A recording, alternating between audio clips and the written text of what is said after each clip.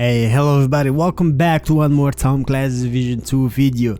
So yeah, it's been a while. It's been actually, to be exact, about a month since the last time I posted a video.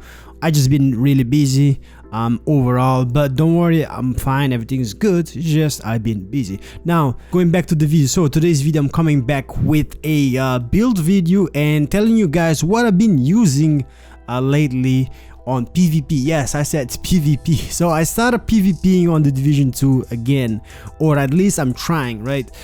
So with the Heartland supposedly coming soon, I've been trying to adapt to this Division 2 PvP, and on this video I'm gonna show you guys my build that I've been using, and I want you guys feedback on it and let me know what is the best builds or all around on the Division 2 PvP right now, because I'm kind of been away of the PvP, so I'm kind of like coming back. So I don't know much yet, but this build definitely been working great for me. I've been getting some good amount of kills on conflict. With that said, this build, as I said, is working really well for me. I do have a good amount of damage, a good amount of armor, as the fact it's balanced on this build, and I'm using what I feel like helps me, kind of like a solo player, even though I'm in conflict with a team, right? But I queue as a solo. So anyways, I'm gonna show you guys the build. Let me know what you guys think of the build, but before we do that, if you guys enjoyed this video, a like on the video would be super appreciated. If you're new to the channel, subscribe for more Division 2 content. Hope you guys enjoyed this video, and let's get into this. So guys, so this is the build. As you guys can see, as I said, is a balance between blue and red. So I have 3 core attributes weapon damage and 3 core attributes armor to kind of balance things out, which is gonna put me at 1.3 million armor. Now I feel like that 1.3 is like the base that I want to have on any build right now in PvP, even though I still feel like sometimes I get killed quite fast even with that amount of armor, but I want to have a little bit more damage, so that's why I stand right there on 1.3 million. To start off, for the brand set, I have the Ferris Group AB, of course, right, because this is an AR build, which is gonna give that 10% assault rifle damage from the bonus of the brand set. The core attribute in here is gonna be weapon damage, attributes critical damage, critical chance, and critical damage on the mod. The second brand in here is gonna be Walker's, Harris, and Co. This one is gonna be 2 of them on the build, so we have 2 to get the bonus of the brand set weapon damage and 5% damage to armor. I have a chest piece and I have a gloves with this brand set. The chest piece, I'm gonna have core attribute weapon damage, attribute headshot damage, and critical hit damage, and then critical hit damage on the mod. On the bottom, we have in here a Grupo Sombra for the holster. By having one, you get a 15% critical hit damage from the bonus of the brand set, core attribute weapon damage, critical hit chance, and critical hit damage on the attributes. So those are the core attributes, or the red side, right? On the blue side, or core attribute armor, for the knee pads, we have this improvised knee pads. Now improvised gear, they are only acquired by crafting. You cannot get them from NPCs or drops or anything. You have to actually go and craft them. The reason why I have this is because improvised, they come with an extra mod slot. Doesn't matter which one you get, right? It's not only on the top, they can come even on the knee pads with a mod slot. So I have core attribute armor, attributes critical chance, critical hit damage, and also the mod critical hit damage. For the gloves, we have the second Walkers and Ares, which is gonna give us that core attribute armor, attribute critical chance, and critical hit damage. And then last but not least, for the brand set, we have a Gila Garden here. Now it's not necessary in this build, but I only put it in here because that's what I have the best for the backpacks.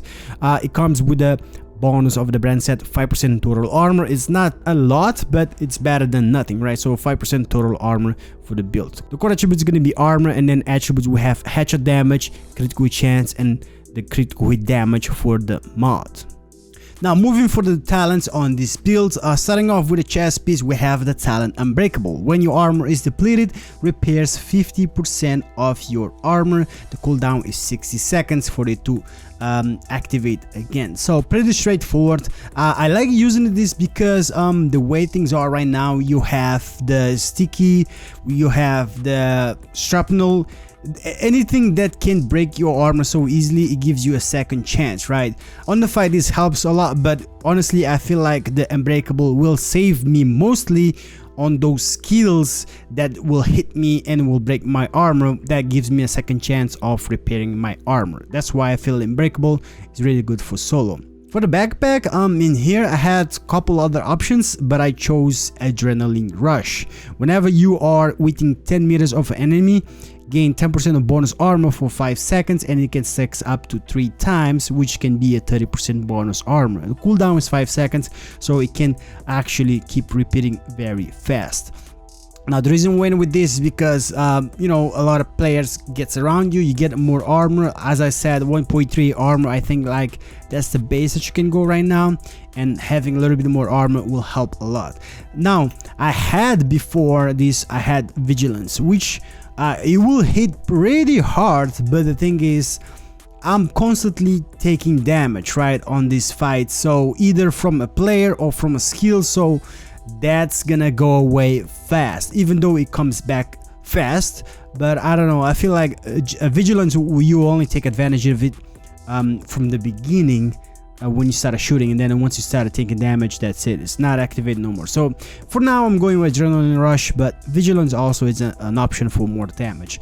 Another option also is the Concussion. I like this one because I'm trying to go always for headshot because of the shield, so Concussion also will work really great in here. But yeah, that's for another build. Now moving for the weapons, I have two choices in here. I have the FAMAS, which is my main weapon, and I have the Eagle Bearer. For the Eagle Bearer, I've been trying this first time on PvP. It's really great, but I'm trying to get used to the tenacity talent. So, but yeah, that's a really good weapon also right now for PvP. It makes me tanky when I use it the right way and gets really accurate, right?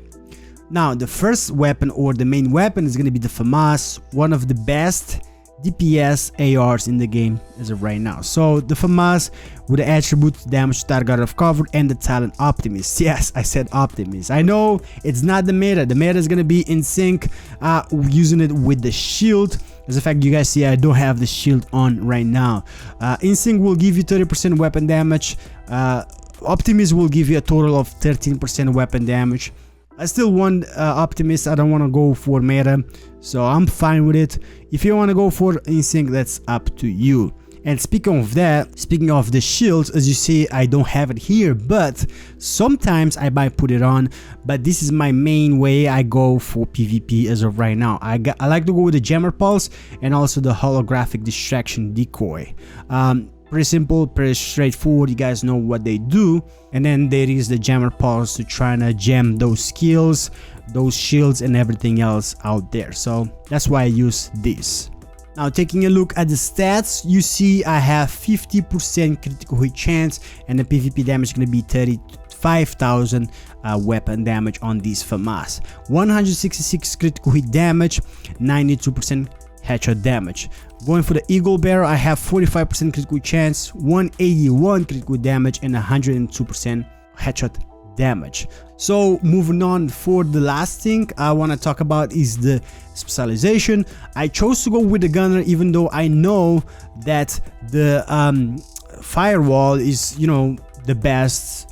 Not the best, but the most used, because it's very useful specialization out there right now for PvP. I chose to go with the Gunner for the extra RPM and extra armor that you get on kill, and also for the pulse mods that you can get, which, by the way, this is gonna be the mods on my pulse. It's gonna give me that 15% radius and also that 15% effect duration. If you chose the Gunner, that's the only way to get those mods, so that's why I went with the Gunner also. But yeah guys, that's what I have for this build. As I said, I've been trying to come back for the PvP on this game. I'm very excited for Heartlands and X-Defying, so I want to get back to PvP. So this is what I have working right now, and it's working really well for me, but I still want to see you guys feedback in the comment section below what you think I should use. and what do you think I should try also on PvP in the Division 2. Anyways, I hope you guys enjoyed this video. Let me know anything that you want to say in the comment section below. I would appreciate. If you enjoyed this video, hit me with a like, I would appreciate. And if you're new, subscribe for more Division 2 content and more games to come soon. Have you guys a great day, and peace.